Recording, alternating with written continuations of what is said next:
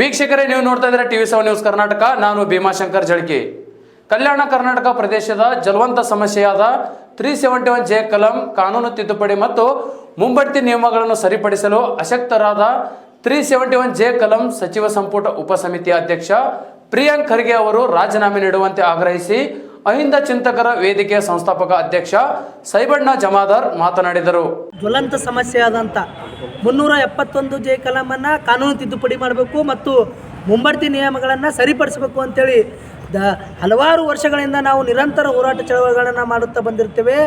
ಆದರೆ ಇವತ್ತು ಏನು ಪಟ್ಟಬದ್ಧ ಹಿತಾಸಕ್ತಿ ಮತ್ತು ನಮ್ಮ ಭಾಗದ ಜನಪ್ರತಿನಿಧಿಗಳ ನಿರ್ಲಕ್ಷ್ಯತನದಿಂದ ಇವತ್ತು ನಮಗೆ ನ್ಯಾಯ ಸಿಗಬೇಕಾಗಿತ್ತು. ಆ ನ್ಯಾಯದಿಂದ ನಾವು ಇವತ್ತು ವಂಚಿತರಾಗಿದ್ದೇವೆ.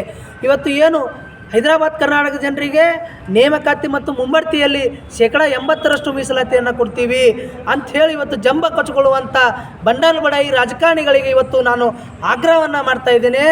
ಏನಂದರೆ ಇವತ್ತು ಸತತವಾಗಿ 4 ಪ್ರೊಸೀಡಿಂಗ್ಗಳಾದವು. ಏನಂದರೆ ಹೈದರಾಬಾದ್ ಕರ್ನಾಟಕದ ಮುಂಬಡ್ತಿ ನಿಯಮಗಳು ಕಾನೂನು ತಿದ್ದುಪಡಿ ಆಗಬೇಕು, ಹೈದರಾಬಾದ್ ಕರ್ನಾಟಕದ ಜನರಿಗೆ ನೇಮಕಾತಿಯಲ್ಲಿ ಮೀಸಲಾತಿ ಸಿಗಬೇಕು, ಮುಂಬಡ್ತಿಯಲ್ಲಿ ಮೀಸಲಾತಿ ಸಿಗಬೇಕು ಅಂಥೇಳಿ ಇವತ್ತು ನಮ್ಮ ಭಾಗದ ಜನಪ್ರತಿನಿಧಿಗಳಿಗೆ ಶಕ್ತಿನೇ ಇಲ್ಲ.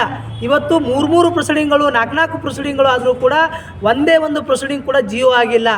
ಇವತ್ತು ಅಬಕಾರಿ ಇಲಾಖೆಯಲ್ಲಿ ನಾವು ನೋಡ್ಬೋದು, ಏನು 1207 ಹುದ್ದೆಗಳಿಗೆ ಸರ್ಕಾರದಿಂದ ಅನುಮೋದನೆ ಸಿಕ್ಕರೂ ಕೂಡ ಇವತ್ತು ಅಬಕಾರಿ ಇಲಾಖೆ ಆಯುಕ್ತರು ಏನು ಮಾಡ್ತಾರೆ ಅಂದರೆ ಇವತ್ತು ರೂಲ್ 32 ಅಲ್ಲಿ ಪ್ರಮೋಷನ್ ಕೊಡಲಿಕ್ಕೆ ಹೊರಡ್ತಾ ಇದ್ದಾರೆ.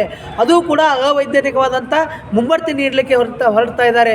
ಇದನ್ನು ಪ್ರಶ್ನೆ ಮಾಡುವಂಥ ಜನಪ್ರತಿನಿಧಿಗಳು ಏನು ಮಾಡ್ತಾ ಇದ್ದಾರೆ, ಇವತ್ತು ಹೈದರಾಬಾದ್ ಕರ್ನಾಟಕ ಹೊರತುಪಡಿಸಿ 24 ಜಿಲ್ಲೆಗಳಲ್ಲಿ 8% ನೇಮಕಾತಿ ಮತ್ತು ಮುಂಬಡ್ತಿ ಮೀಸಲಾತಿ ಕೊಡಬೇಕು. ಅದರ ಬಗ್ಗೆ ಯಾಕೆ ಮಾತಾಡಲಿಕ್ಕೆ ತಯಾರಿಲ್ಲ? ಇವತ್ತು ನಾವು ಏನು ಸಚಿವ ಸಂಪುಟ ಉಪಸಮಿತಿ ಅಧ್ಯಕ್ಷರಿದ್ದಾರೆ ಪ್ರಿಯಾಂಕಾ ಖರ್ಗೆ ಅವರಿಗೆ ನಾನು ಇವತ್ತು ಆ ಅಧಿಕಾರಿಗಳಿಗೆ ಇವತ್ತು ಆವಾಜ್ ಹಾಕಿ ಕೆಲಸ ಮಾಡಲಿಕ್ಕೆ ನೀವು ತಯಾರಿಲ್ಲ ಅಂದರೆ, ನಿಮಗೆ ಆ ಶಕ್ತಿ ಇಲ್ಲ ಅಂದರೆ ನೀವು ಈ ಕೂಡಲೇ ನೀವು ಸಚಿವ ಸಂಪುಟ ಉಪಸಮಿತಿಗೆ ನೀವು ರಾಜೀನಾಮೆಯನ್ನು ಕೊಡಬೇಕು. ಮತ್ತು ನಮ್ಮ ಭಾಗದ ವಿಧಾನ ಪರಿಷತ್ ಸದಸ್ಯರುಗಳು ಮತ್ತು ಶಾಸಕರುಗಳು ನೀವು ಇವತ್ತು ವಿಧಾನಸಭೆಯಲ್ಲಿ ನೀವು ಪ್ರಶ್ನೆ ಮಾಡೋಕ್ಕೆ ನಿಮಗೆ ಧೈರ್ಯ ಇಲ್ಲ, ಶಕ್ತಿ ಇಲ್ಲ ಅಂದರೆ ನೀವು ಏನು ಬೆಂಗಳೂರಿನ ರಾಜಕಾರಣಿಗಳ ಗುಲಾಮರಾಗಿ ಏನು ಬದುಕ್ತಾ ಇದ್ದೀರಿ. ಇವತ್ತು ನಿಮಗೆ ನಾವುಗಳು ಓಟ್ ಹಾಕಿ ನಿಮಗೆ ಗೆಲ್ಲಿಸಿದ್ದೀವಿ. ನಮ್ಮ ಸಮಸ್ಯೆಗಳನ್ನು ನೀವು ಬಗೆಹರಿಸಬೇಕು. ನೀವು ಒಂದು ವೇಳೆ ಈ ಬಜೆಟ್ ಅಧಿವೇಶನದಲ್ಲಿ ಈ ಪ್ರಶ್ನೆಯನ್ನು ಮಾಡಲಿಲ್ಲ, ಹೈದರಾಬಾದ್ ಕರ್ನಾಟಕದ ಜ್ವಲಂತ ಸಮಸ್ಯೆ ಬಗ್ಗೆ ನೀವು ಮಾತಾಡಲಿಲ್ಲ ಅಂದ್ರೆ ಎಲ್ಲ ಜಿಲ್ಲಾಧಿಕಾರಿಗಳ ಕಚೇರಿ ಎದುರುಗಡೆ ನಿಮ್ಮ ಶವ ಸಂಸ್ಕಾರ ಮಾಡುವ ಮೂಲಕ ನಾವು ಉಗ್ರವಾದ ಪ್ರತಿಭಟನೆಯನ್ನು ಮಾಡಬೇಕಾಗುತ್ತೆ ಅಂಥೇಳಿ ಈ ಮೂಲಕ ಈ ಭಾಗದ ಎಲ್ಲ ಜನಪ್ರತಿನಿಧಿಗಳಿಗೆ ಎಚ್ಚರಿಕೆ ಗಂಟೆಯನ್ನು ಕೊಡುತ್ತಾ, ನೀವು ನಿಜವಾಗಲೂ ಕೂಡ ಈ ಹೈದರಾಬಾದ್ ಕರ್ನಾಟಕಕ್ಕೆ ಒಳಿತು ಮಾಡಬೇಕು.